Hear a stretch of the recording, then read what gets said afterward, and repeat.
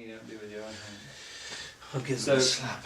So you were at the very first match, right? The Margert. I was at the Margert Court Bobby Riggs Yeah, match. tell me right? what it was like. Tell me what the atmosphere was like in the stadium. Well, it was electric, but it was small. There was seating for maybe 3,500 spectators.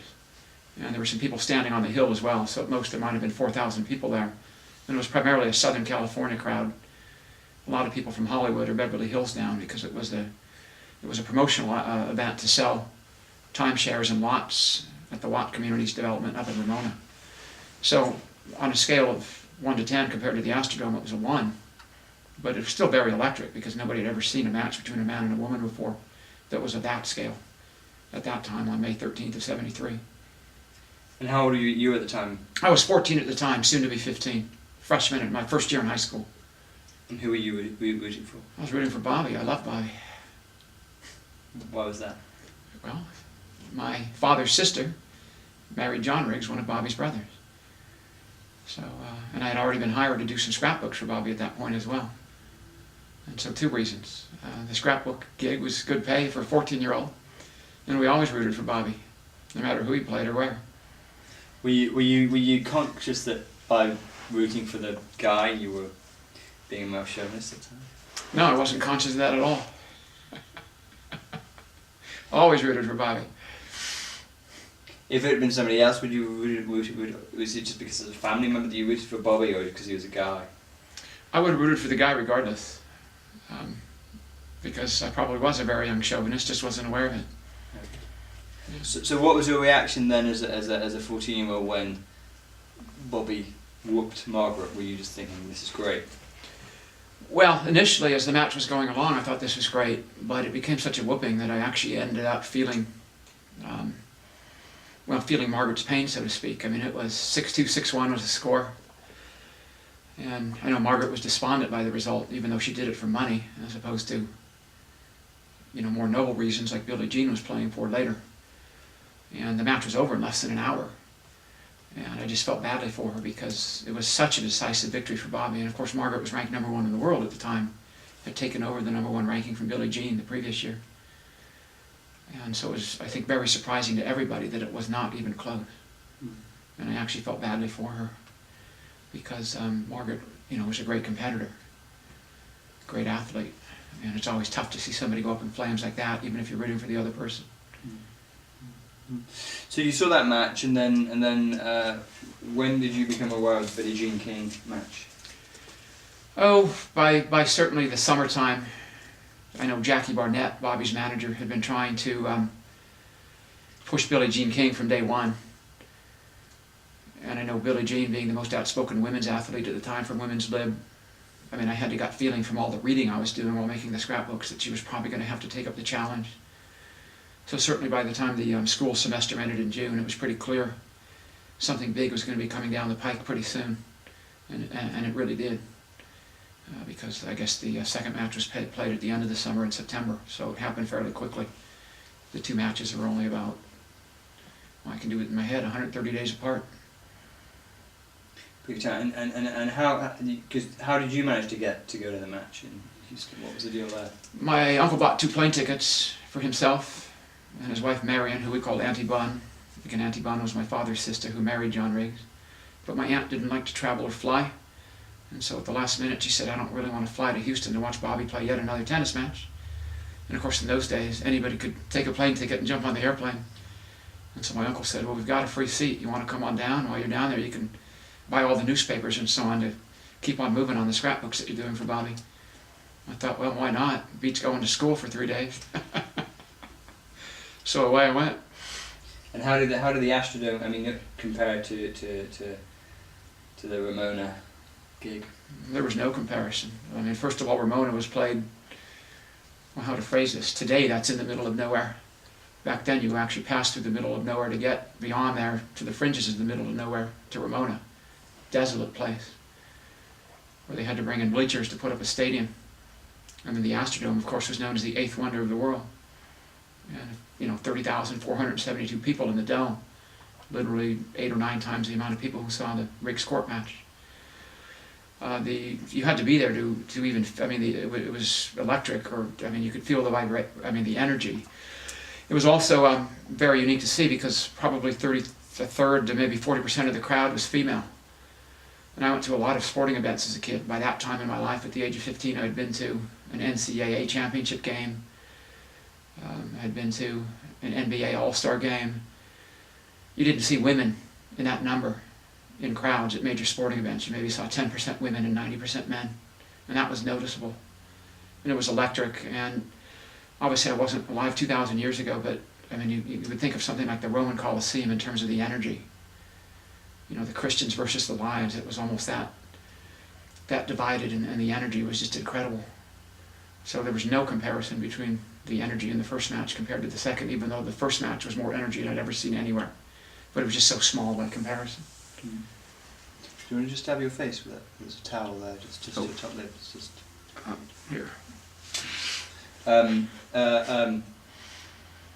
And were you aware, did you think you were aware at the time that you were watching like a great historical moment of American history? No, not really. I don't think there's any way to know. Because while the court match attracted some attention, I'm not convinced that even though there were 10 million TV viewers, that a lot of people paid much attention to the match because it was on Mother's Day. And so going into the second match, even though it was bigger and much more energy and much more exciting, I don't think anybody at the time could predict what it became. And I think it became what it became because of what Billie Jean King went on to accomplish. If Billie Jean had faded from view after that, I don't think we'd even be sitting here today discussing what happened then. But Billie Jean went on to become so accomplished in so many ways after that, that I think the match just kept taking on more life of its own over the decades and the years. But I don't think there was any way to know at the time. To me, it was like going to the carnival. It wasn't really even a tennis match. It was the most bizarre thing I'd ever seen because of the energy. And who were you rooting for? I was rooting for Bobby. But I had a bit of a moral dilemma because I was a big San Francisco Giants baseball team fan. And Billie Jean King's brother, Randy, was an extremely good relief pitcher for the San Francisco Giants. And so I actually liked Billie Jean King because of her brother Randy pitching for my favorite baseball team. I also liked Billie Jean, or felt badly for Billie Jean, because Margert had dominated her during her career. And Billie Jean King was actually my favorite women's tennis player because her baby brother was Randy Moffat of the San Francisco Giants. And I was and remain to this day a diehard Giants fan. So tell me about the scrapbook. Tell me about how you came to be involved in that. I got a call from my Uncle John Riggs, probably a little bit before Easter of 1973, which would be around March of 73. And he called me up and he said, Dick, I was known as Dick back then, not Richard. He said, Dick, your Auntie Bun is going to divorce me. And I said, Uncle John, why is that? What's going on? He says, well, I made this commitment to my brother Bobby, given all that's going to be going on with this Margert court match that's coming up, to get some scrapbooks made for Bobby. But my uncle was famous for procrastinating. He said, I haven't even started. And in our den, they owned a 2-bedroom condominium in Coronado, which is down in the South Bay of San Diego County. He said, we've got newspapers and magazines piling up, and my aunt, your aunt literally can't get in to even clean the den, and she's very upset with me. And I said, and? He says, well, do you know how to make scrapbooks? And I said, sure. Now, I had never made a scrapbook in my life, but I was 14 in my first year of high school. I thought, how hard can it be to make scrapbooks? So I got the gig. It ended up being a 2-part job. Tons of new material being collected, and then Bobby had a friend named Ruth. I believe her last name was Wells, Ruth Wells, who had been doing some scrapbooks for Bobby. And so I ended up picking up some of her work as well, because we also wanted to put indices or an index in each scrapbook that would list the periodical and the date and the title and the paper or the magazine it was in. So if somebody said, oh, I remember seeing an article in the Chicago paper in July, they might be able to find it more easily. And so I ended up finishing off some of her work as well with indexes and then picking up some new scrapbooks. Wasn't a lot to do with the Margert court match. Obviously the Billie Jean King match took on, well, a much greater volume until such time as Billie Jean put me out of business. And tell me about how you got paid for those. Well, the final deal was $500. I had delivered some scrapbooks to Bobby during the summer, and then the rest were to be delivered.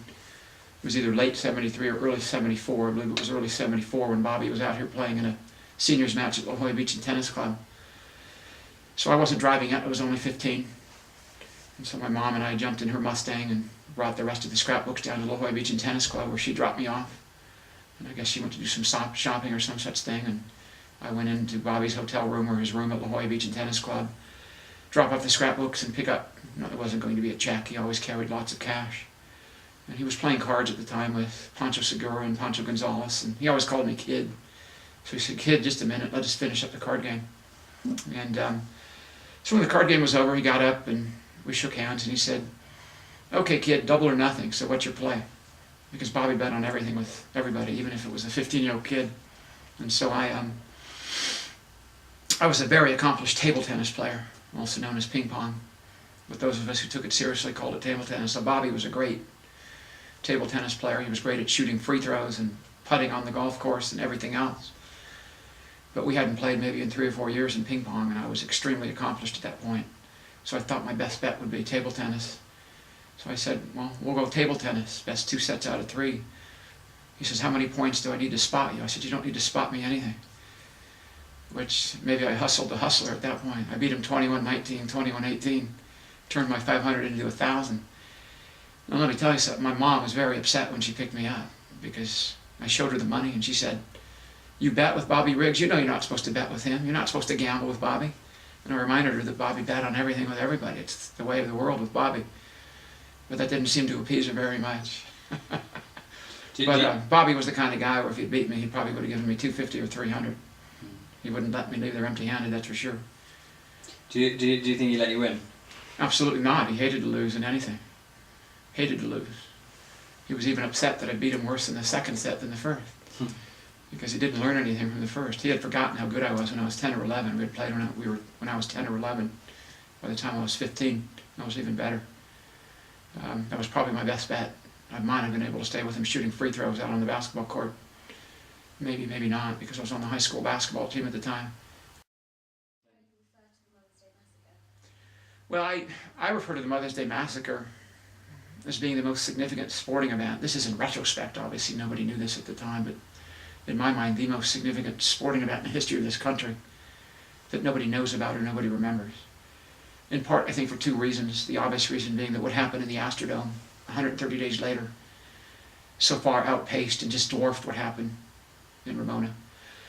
But I think also because, and you read that there were 10 million TV viewers. I say try finding 10 people who remembered watching it. That was on Mother's Day. I know we went to that match live. My mother was not very pleased about having to go out on Mother's Day to watch Bobby Riggs play tennis up in, out in the middle of nowhere. I'm sure a lot of mothers maybe paid a glance at it, but people out to brunch and so on. I don't think a lot of people really paid much attention to the match. And to me it's significant because obviously, well, the first obvious point, if Margert had won, the battle of the sexes in the Astrodome never would have happened.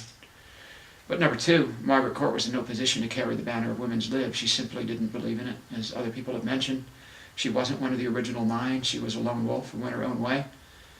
She, at the present, is a very successful, should I say, right-wing Christian minister with a very successful TV program in Australia that I don't find to be very progressive whatsoever with regard to her position on gay rights and, women's role in society. And I respect her beliefs, certainly. But the point is, she would have been a completely ill fit to be anybody who would have attempted to carry the banner of women's lib in 1973, and I believe she had no interest in doing it. I believe she played the match for money only. So that's why I think it was such a significant match. Dick Enberg, the 28-year Wimbledon announcer, when I had breakfast with him before I went down to spring training for the San Diego Padres in February, when I brought up the Margert Court match, he got this stunned look on his face and said, "Oh, that's right, there was a match that preceded the Battle of the Sexes, wasn't there?" Most people don't even remember at all. Others just have to be reminded. So very interesting to me, because that's where it all started, on that court in the middle of nowhere. That's where it all started. That's where this whole thing started. I mean, that was the beginning of it.